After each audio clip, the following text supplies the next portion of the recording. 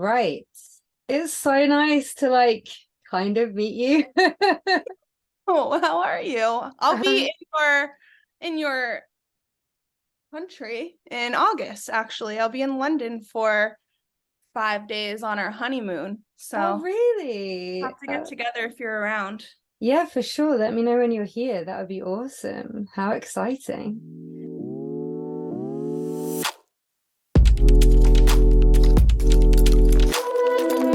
Welcome to my Neurodivergent Diary with me, Kitty Cowell.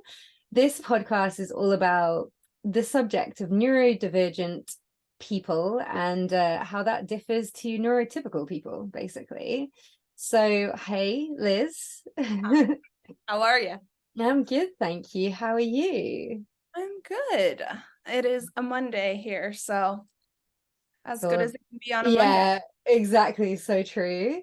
So the reason we know each other, right, is because of sneakers to start with, right? Yep. How I know most people, either sneakers or some kind of music. But you are a therapist, and I just wanted to bring you on a podcast because you're such an interesting person to talk to. Like, I think the reason we vibe over like social media is because without being rude to anybody, we're not just posting sneakers, we're not just posting fit pics, like we have stuff to talk about.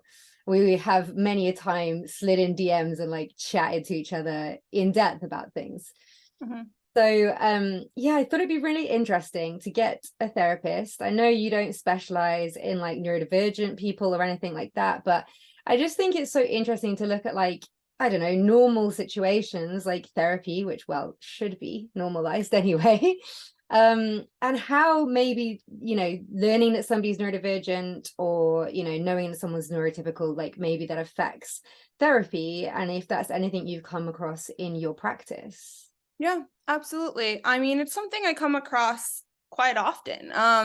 My practice primarily consists of athletes, entertainers, and creatives. So a lot of creators actually and creatives are neurodivergent. There's Yep. quite a few that to their benefit or to their, non-benefit struggle with different diagnoses that can be classified as neurodivergence.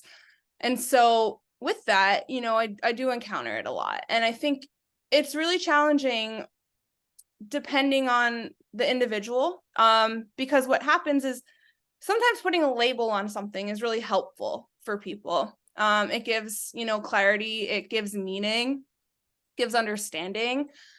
Whereas some people don't like labels, and I Mm. think it's always trying to navigate on an individual level of, depending who I'm working with and what makes the most sense in their treatment. Um, you know, ADHD is a diagnosis that falls under neurodivergence, among others, personality disorders as well. But, there are some people who might prefer to use the term ADHD.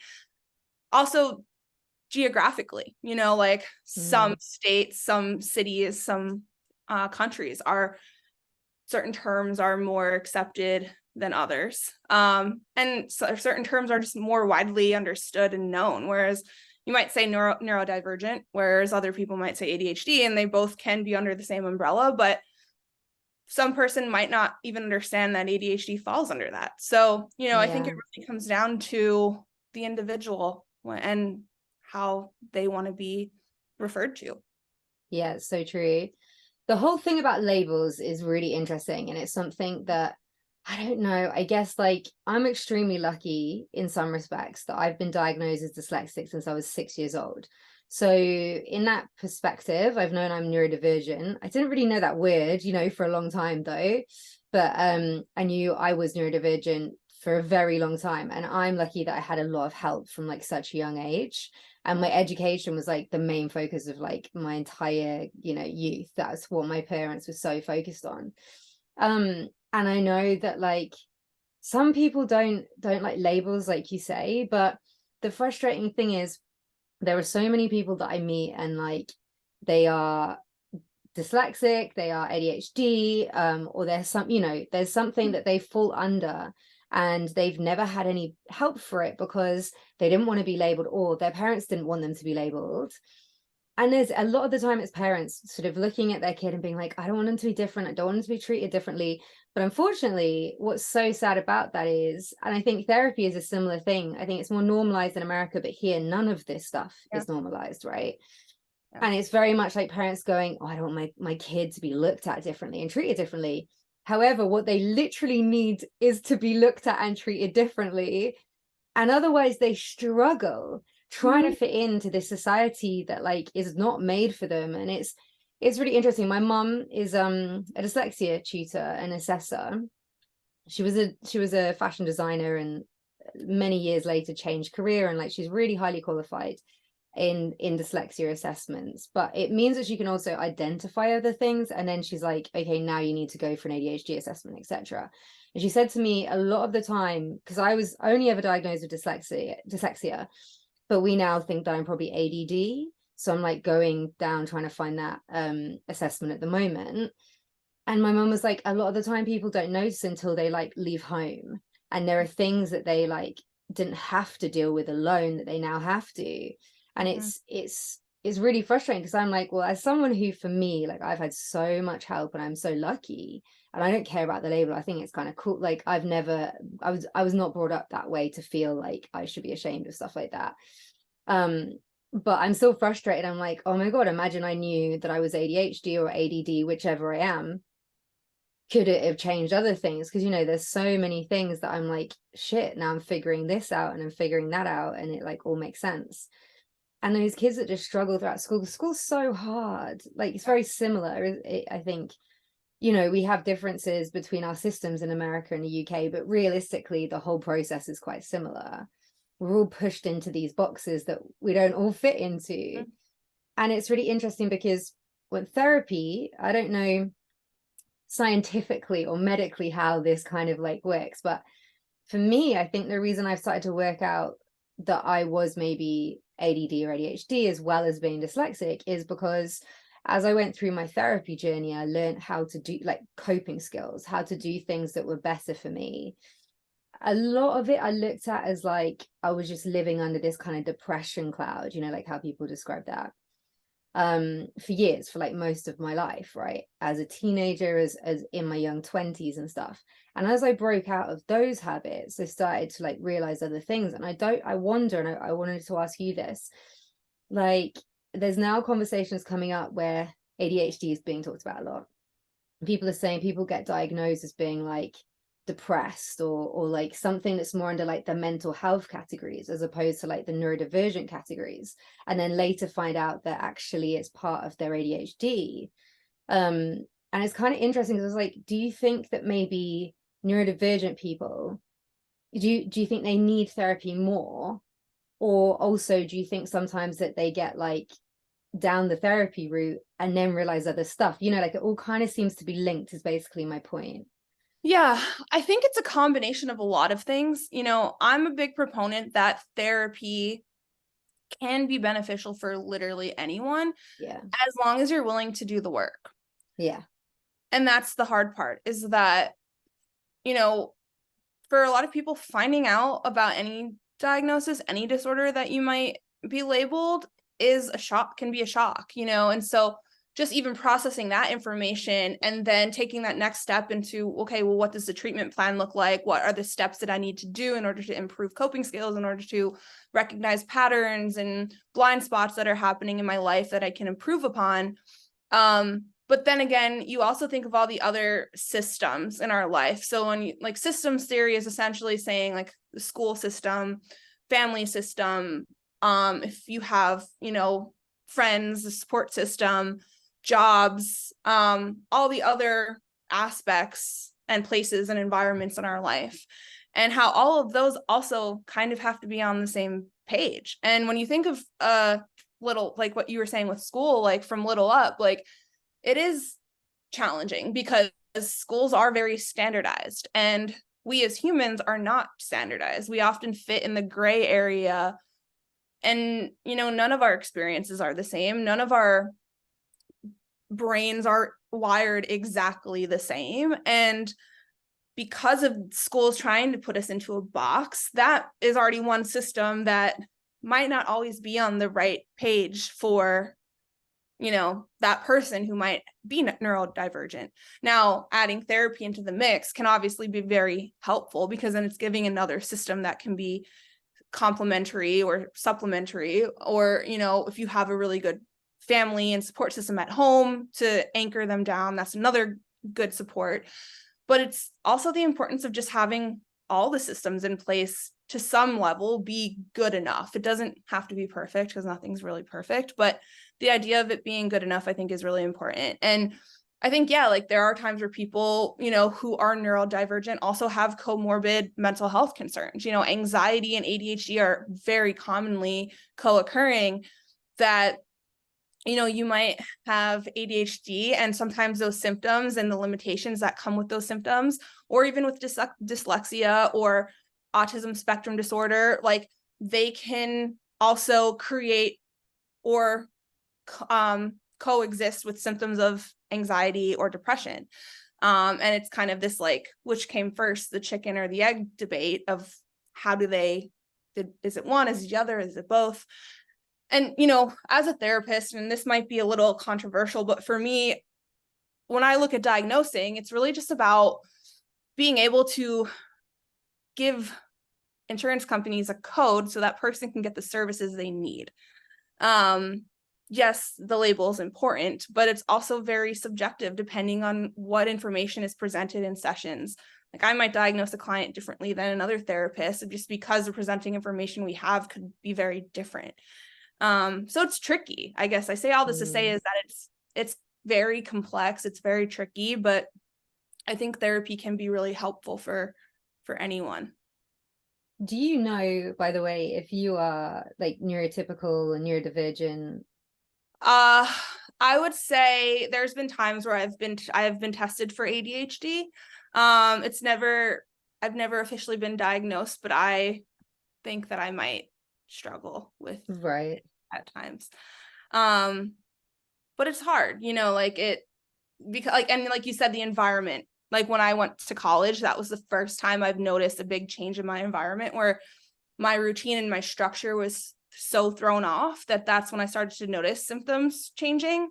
But then by that point, ADHD is often diagnosed more frequently in younger children, and it's harder as an adult to get diagnosed with ADHD. So it's something I'm trying to decide right now, like, and work through with my therapist and psychiatrist, if it's anxiety or if it's ADHD or both. Well, So. this is the thing, that whole, like, I think you're right. I think you hit the nail on the head that, like, it makes logical sense, right? That anybody that fits somewhere within that neurodivergent spectrum, there are going to be challenges that you have to face right from being, a young child, but especially in your adulthood, because you just have more things to do, and less support in some ways. And it makes sense that anxiety, especially, and maybe potentially depression, could coincide with those things. Because for me, it makes so much sense. There's one thing that I keep kind of like, my brain keeps going back to, is that I was so like, not like messy as a kid, but like unorganized is the best way to put it.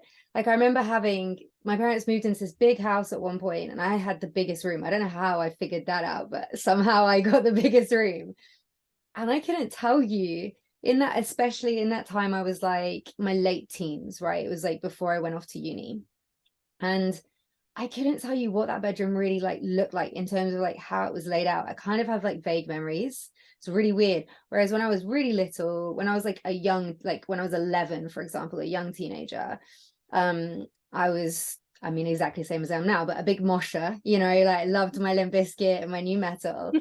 And I remember coming home and I'd wanted to paint flames on my wall for like ages. And my mom was painting flames on my wall. And I was like, what the fuck? Because my dad was really like me. I was like very tomboy. My mom was always trying to bring out the girly side of me. And I was like, shit, she was like on board with this situation. And I can tell you everything. It was a tiny room. I don't know if that has also something to do with it, but I could tell you exactly what that bedroom looked like. And then I don't know, I think life got more stressful. You do exams after that and stuff, and my dyslexia meant that like it's harder for me, and I had extra time. I was lucky I did have support, but it's weird that I just don't really have those memories plus I just remember it being quite chaotic, like where is my stuff, it's kind of like just piles of things. And then when I went off to uni, I was quite similar, but like because you're moving into like a uni flat and you have less space. Yeah, I think I started to figure out like what depression was in that same period of time, and kind of looking when I went through therapy, it was like even before I got into therapy, like self-help books are just kind of like, you know, organization, doing little things for yourself, like making your bed, and just, I don't know, going down that whole like Mary Kondo route and all these little things, just thinking like how that helps my brain when like my space is clear. And they say that thing of like doom piles of ADHD, right? Definitely that's something that I used to do and still to an extent do. But like, this is what I mean by like, I wasn't a messy person, but it just was also chaos. Yeah. And it's really interesting how those two things, you know, it's therapy that I didn't even think about ADHD. I was just like, oh my God, I was depressed. I was just like under this big depression cloud, and like everything was kind of not cool, you know, like not good. Like things were just chaotic. And then when I started to learn more about ADHD, and I'm like, oh shit, that also kind of makes sense. Like it's just interesting. And I think 100% it makes sense that like we would be more anxious, we would have more reasons to be depressed, because unless you've really got someone who gets it, you know, in your family advocating for you and like super super supportive, like as much as your parents can even try, like not everybody's going to know everything, you know. Yeah. But yeah, it's like I feel very lucky that, like I say, I've had the support I've had, because some people have had none. Yeah. Yeah. And that, you know, when you don't have that support, I think that also just perpetuates the stigma, you know, Yeah. like that makes it harder to get help. It makes it harder to feel like it's okay to get help. It makes it harder to ask questions or even look into things, because you're not even sure, like, is this normal? Is this not normal? Like normal.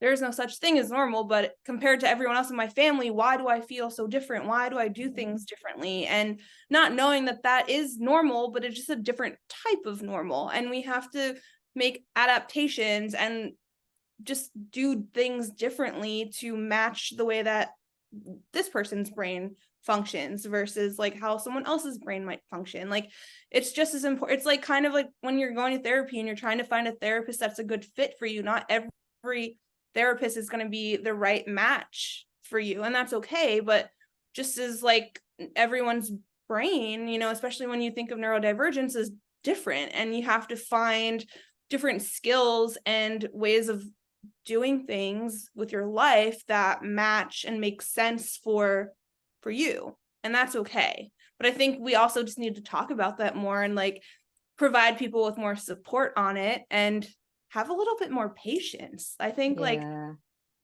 people are so quick to, you know, what's wrong with you, why aren't you, instead of thinking from like a trauma informed lens of like what happened to you, what's going on that maybe you do things differently, and how can we adapt to this and make adjustments. So true. I think it's really interesting how like these two things are like colliding so much, especially on social media right now. I feel like we had this like in a very good way, but also like less so now that it's coming to an end. But you know, this whole like, oh my God, mental health is so important on social media. You know what I mean? It's like everything was buzzwords and everybody knows the word narcissist now, and you're like, you don't actually know what you're talking about. And you know, everybody knows that boundaries exist, but like, have you actually learned what a boundary is from a therapist? Because otherwise, stop throwing that word about, you know, it's like this good thing, and on the same side of it, it's like people throwing buzzwords around that they don't understand is kind of a negative thing. And we're now seeing that with neurodivergence, like that word has not been thrown around before. ADHD is so topical right now, to the point it's like in the UK media, we have literally just had like 2 shows that are on mainstream TV. One that was like following an influencer who's like already a TV star influencer, you know, he's from like reality TV, getting an ADHD diagnosis. And then also on the flip hand, they had this like awful documentary of this guy like faking ADHD to get a diagnosis, which is just ridiculous. Like it's crazy. For the medication? Yeah, well, he was like testing the system to see like what he could get away with. And then he's trying to say that private ADHD assessment, so like you can just pay to get diagnosed, and you're like, but why would you? Because it costs loads of money, and like if you don't have it, literally why would you? It's really bizarre. But I think we also had the same thing with mental health when it started to become, you know, talked about more. It's like this positive and this negative impact of it, things becoming more topical. Yeah. And they are so related. So it's really interesting just seeing this all happen on social media, which is kind of why I wanted to start this podcast, because I was like, everyone's talking about ADHD. Like that's the topical thing right now. And then like the word neurodivergent, but most people don't know that also means like OCD, you know? Mm-hmm. And like Mm-hmm. things that are not, so I think we put ADHD, ADD, dyslexia, they're kind of in these like learning issues, you know, like they're kind of school related, maybe Yeah. workplace related, but we Cognitive never, aspects. Yeah. yeah. And also people kind of don't think about how that affects people's like social like life as well. And you know, just like everything in their life, it's kind of like, oh, that's like reading and writing or like being hyperactive, but otherwise it doesn't affect you. And it's like, whoa, that is not fucking true. Just like in the Yeah. same way OCD is so misunderstood. And I'm sure like Mm. as a therapist, like I don't know if you can tell me, you know, like what experience you've had with any of these things before with clients, you know, what, I don't know, what you can share, but OCD seems to be the most like confusing, like no one understands what that means. No. People take it so lightly, and it's so debilitating, isn't it? Yeah. Yeah. People with OCD really struggle with intrusive thoughts, whether it's obsessions or compulsions. And the obsessions might be desires to, or intrusive thoughts that you're just obsessing over a certain thing. And now oftentimes people feel like, oh, OCD means you're really clean or you're really organized. And they'll throw the word around like, oh, my OCD, I cleaned my house today because I'm so OCD. And I'm like, no, OCD, when people struggle with intrusive thoughts, you can have thoughts of wanting to harm someone else, sexual intrusive thoughts, like intrusive thoughts of wanting to harm yourself. Like they're pretty severe thoughts. Now, doesn't necessarily mean that you're going to act on them, but it's the fact, it's terrifying to be having thoughts of like, you know, sitting at a subway station thinking of jumping in front of a train, you know, like that is something that someone with OCD can experience. And it is very, very scary and debilitating. And then when you open up to someone about that who might not know what OCD is, they go into this, I need to get help. And there's always that risk of like calling 911, going to a Yeah. psych, you know, inpatient facility, and like people just making sure you're assessing for the proper diagnosis and like assessing like, is there actual suicidal ideation? Is there an intent? Or is this just intrusive thoughts that are there's no intent, and we're just working on reducing the severity and frequency of them. But it's really hard. And then the compulsive side is, you know, the behavioral component to it, like where people might feel like if I don't turn my light switch on and off 50 times before I leave my house, something bad will happen, even though logically we know that that's not aligned, but that's how people feel. And the anxiety that comes from that, because OCD falls under an anxiety disorder, that you physically feel so anxious until you do that act, that it's almost like this unhealthy release of that obsession or compulsion. And so it's a pretty serious thing. And I think, you know, when people throw around the term OCD, it is really challenging to, you know, in a respectful way, like correct people. I don't want to be like I don't want to be that person, but at the same time, like it dilutes the importance of the people who really are struggling with these, you know, disorders. And I think too, like it's not a trend to have OCD or be diagnosed with, you know, like even I saw on TikTok lately, there's like a trend going around of like, oh, I let my intrusive thoughts win, I did this. And it's like, no, like you just acted on a thought. That's not even like an intrusive thought per se. But yeah, it's a shame because like it dilutes the importance of what it really is for the people who really do struggle day to day with those symptoms. Yeah, it's so important. I've had loads of nightmares with this podcast, and I recorded the most amazing podcast, and I haven't released it yet because we had a video issue, and I was like, oh, it's so good, I'd rather redo it. So I'm trying to decide what to do with that at the moment. But it's with this guy called Max, who has OCD, and we talked about it, and it was so fascinating listening to him. And it's so frustrating, you know, also listening to him and just realizing like how ignorant people are to it, because it's like it became so bad. I think this is the thing, like the intrusive thoughts can make you feel like you're an awful person, because you're like, why the fuck am I thinking these things, right? Yeah. And then that leads to depression, which can actually lead to suicidal ideology, as opposed to like that's where you were first, because you didn't understand it. And if you're just living in your head, which so many people are, like it's so serious. It's very frustrating. Like I love the fact that we're talking more about all of this stuff now. And so, you know, it is great that we have social media as this tool that we can use it to put the right stuff out there. But like, you know, and exactly what you were just saying with TikTok just now, it's also frustrating. I had this thing, like exactly what you were just saying with TikTok then. I had this thing where like, there are certain people that as I've gone through therapy, I mean, my therapist is literally there like, person is an awful human. You know, I'm there like telling them things, and like now these people are not really in my life. I'm like, I've given boundaries and I've put them, you know, away, and they're kind of, it's that really hard thing of they're part of my like group, you know, so it's so hard to remove them. But actually, yeah, I've done that process now. But the point I'm making is that one of these people, they were so on it with like stuff on the internet, like feeding themselves information and also looking like they know a lot about what they're talking about. And that's what kept me going back. It's like, oh, they're such a great person, because like I can ask them these questions when I want to check on like if I'm going to write the right thing, and you know, they seem like so knowledgeable.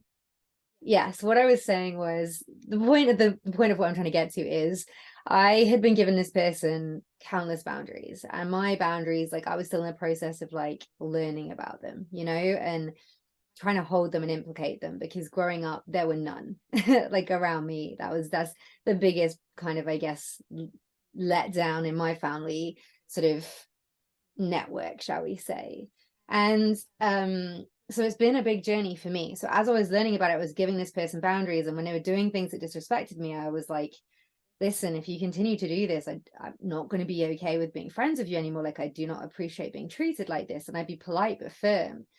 And then one way or another, months down the line, they'd end up kind of like crossing, you know, back over. And this is an ongoing process until I was like, no, I'm done. Like, here is the boundary. You've crossed it too many times. And it was, you know, I get that that's on me and on them. But the absolute joke was, one time I sent them a stupid TikTok, this person. It was a really stupid TikTok, and I was just kind of like, what the fuck is this? Like, they were really into TikTok, and I was just getting into it like in the pandemic. And they responded with, oh my God, what the fuck is this? Like never send me a TikTok like that again. I never want to see it. This is a boundary. And I was like, but yeah, that's fine. Like, you've never said you don't want to see a TikTok like that before. So all you have to do is tell me that, and I won't do it again. Like, you implement boundaries when someone continues to, you tell them to not do something and they continue to do it. Like, you've never told me this before. And they were like, you've used the word boundary at me multiple times, and you were always throwing around boundaries, and now I'm giving a boundary. And I was like, but that's not how it works. It's like my kind of question to you is, and maybe like some advice that we can give out from this podcast. I don't think they're a bad person, that person I'm talking about. I don't think they're a great person, but I think a lot of the problem is that TikTok and social media in general, it's a good starting point for us to learn about things, right? Yeah. People will grab this information, and especially if you've maybe got friends around you that use these words and you don't necessarily know too much about what they mean yet, you can feel a bit intimidated by that. And I get that. So you turn to social media and you're like, okay, you know, that's what everybody's saying now. So like, how do I use that term? It's a lot more important than that. And unfortunately, I think in doing so, people are watering down the importance of these things. The same as what you said about using the word OCD, right? So what can we say to people, like, you know, where can they look to go, okay, I keep hearing this like phrase, boundaries. If I don't have, you know, I'm not committed yet to therapy, or, you know, I don't have the money yet. Like, you know, I'm thinking about it, but like, where can I start to learn about this to think maybe I need to go to therapy? You get what I mean? Like, Yeah.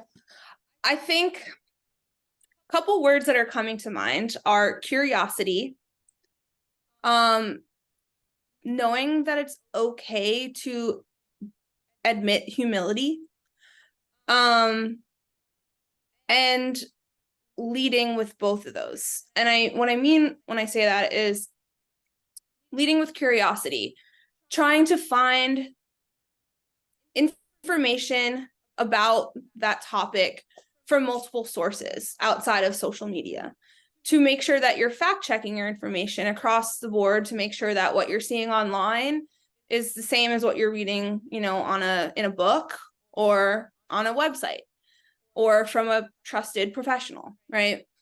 With humility, I think it's also being open about the fact that we don't know everything, and that's okay, because we're human and we're not going to know everything. But I think what is admirable is taking the initiative to learn something, to educate ourselves on something, to own up to the fact that we are learning and that we're trying to figure it out.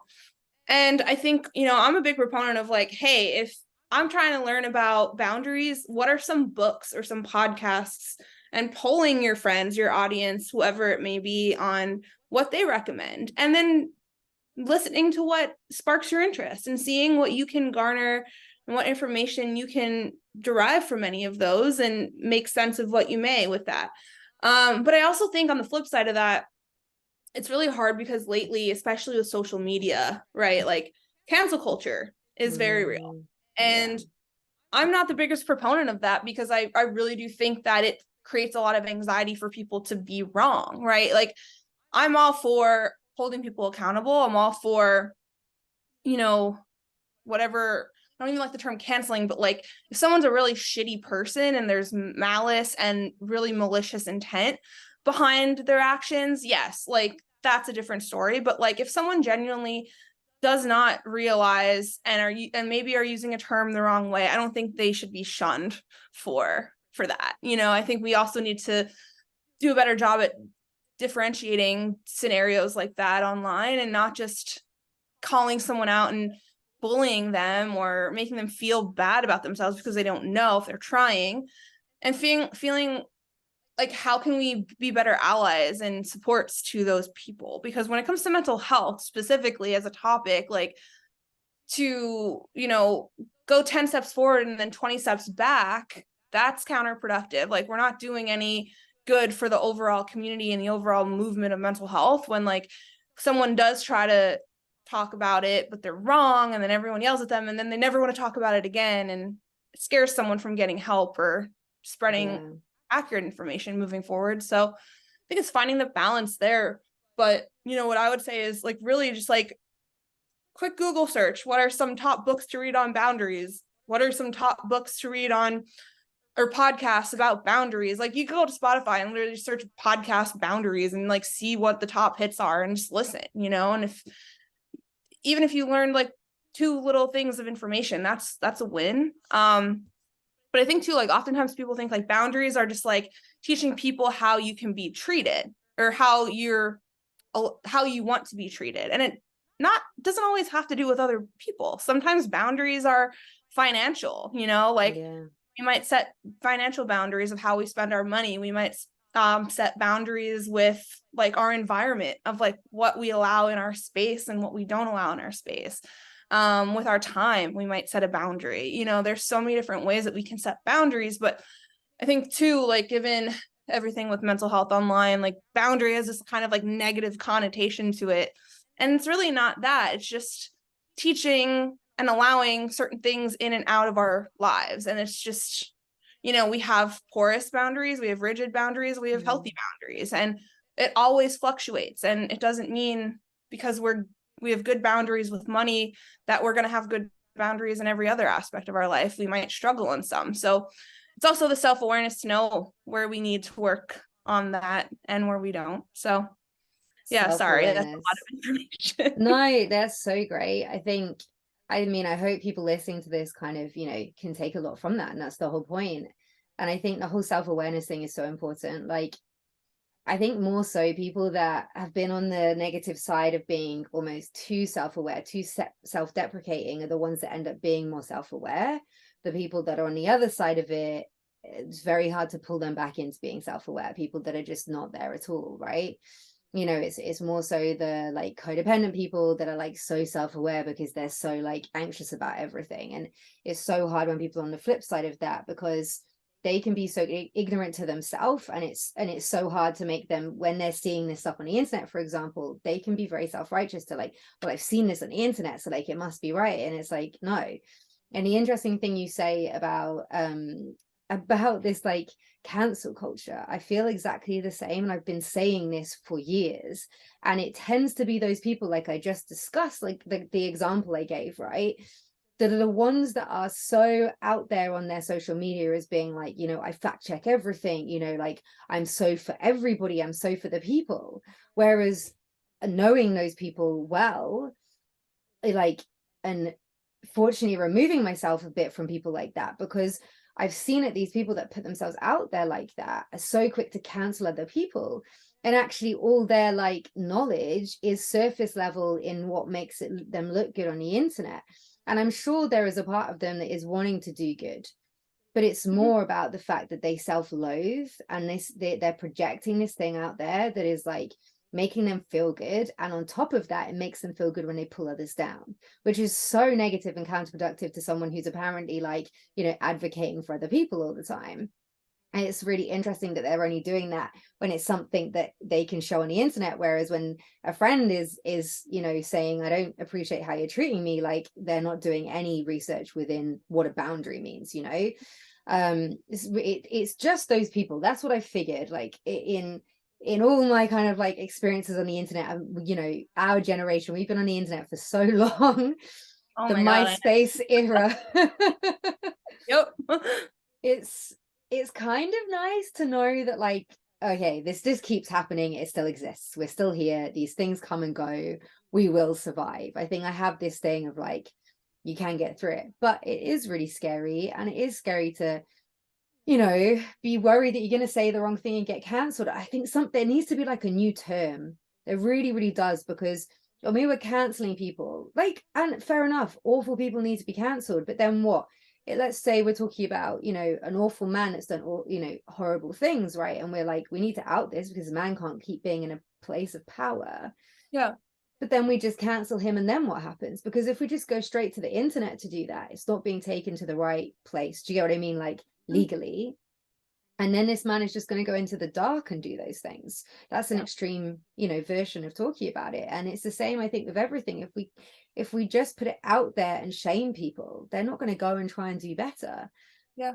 I don't know what the answer, like what next phrase we can come up with, but accountability is what we need to be making people, and making people accountable for their actions, not just canceling them. Like it's, I don't know if you have an answer or like an idea.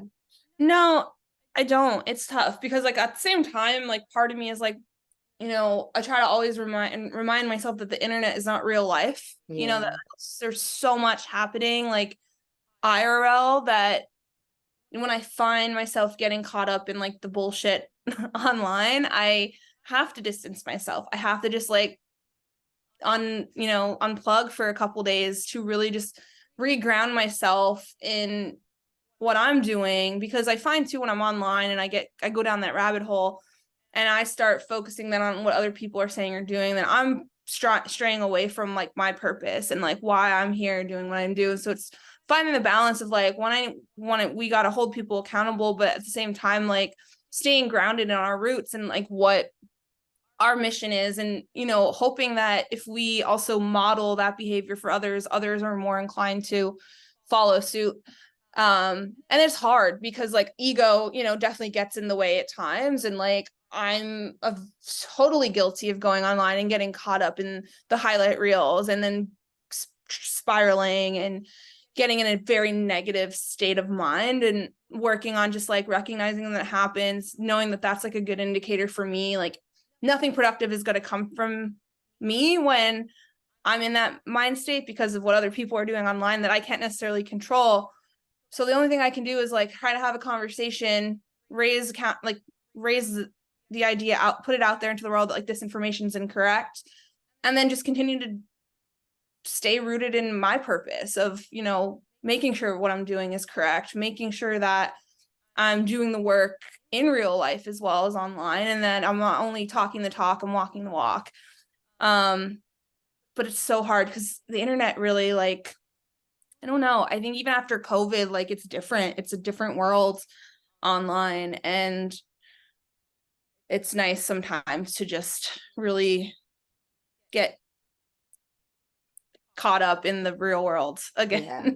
Yeah, that's true. That's good advice. I appreciate that. I think we can use it to spread hopefully good messages, and also it's a great platform for work and things like that. But really, what really matters is what's happening, and it's just there for us to share that when we have the time to, as opposed to being constantly on it. It's not Yeah. good for anybody.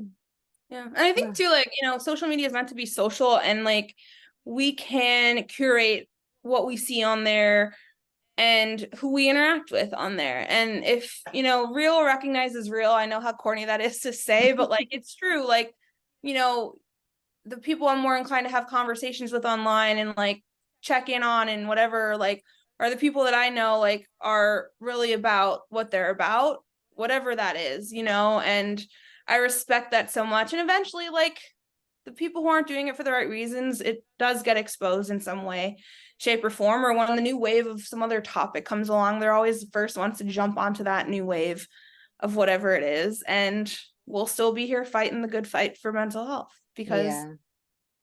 it's what we care about. Yeah, that's so true. Well, I really appreciate you chatting to me. And also I just want to say that like it's so sick to have seen, I don't know how long I've been like following you on the internet for, a couple of years at least, if not more than a couple, maybe a few now. Um, and it's like so cool to see how you've really advocated every time. It's like, mental health awareness is the same as like mental health awareness month, same as like Pride Month, all these things where you're like, okay, brands, can we actually get people who know what they're talking about to be part of this? Yeah. And it's been really cool to see that happen. Big up like the hundreds for getting you on board, and Nike, and especially the hundreds, because exactly what you just said I feel is true of Bobby. So Yeah. you're like, it's a good Did you, person. Bobby and Leah McSweeney just did a podcast where they talked a lot about both being diagnosed with bipolar 2 disorder recently. An episode just Ah, came out. So if you haven't heard it, I didn't listen to it. It's in my queue right now to check out. But yeah, I saw him the other week and he was sharing, he has been open about it. But yeah, it's interesting, and it's cool like to start seeing people feel more open to share their own stories and be forthcoming, because yeah. leaders in the industry like that, it's cool to see. So Yeah, definitely. Definitely. So many people look up to him. So it's like so cool to hear people like, like him be honest about that stuff. I will definitely check that out. I'm always like keeping one foot in with what Bobby's doing, and I'm like, I can never keep up because he does so much cool shit. much. He's all over the place. I don't know how he does it. I don't know when he sleeps, but I know. It's yeah. very cool. Well, I appreciate it so much. And guys, if you have not heard of Liz before, you are at Liz Beecroft, I think, on Instagram, right? Yeah. Yep. And then you have Mental Sesh, Yep, which is I like do. your brand. So I will put all that info like under the podcast and under all the socials. I'll put it on the YouTube video here, so you can go and follow her and check out all her cool shit, and like actually get some real mental health social media advice to follow, not some bullshit. No, I really, really appreciate chatting to you. It has been great. And thank you so much, mate. Of course. And I'll keep in touch if I'm out when I'm out in August. We'll have to get together IRL. Yes, please. That would be so sick. I don't know what you're like wanting to do, but message me and I'll give you a heads up of any cool spaces that I can give. Sounds Awesome. good. Thank you, mate. See you on the internet. Bye. Bye.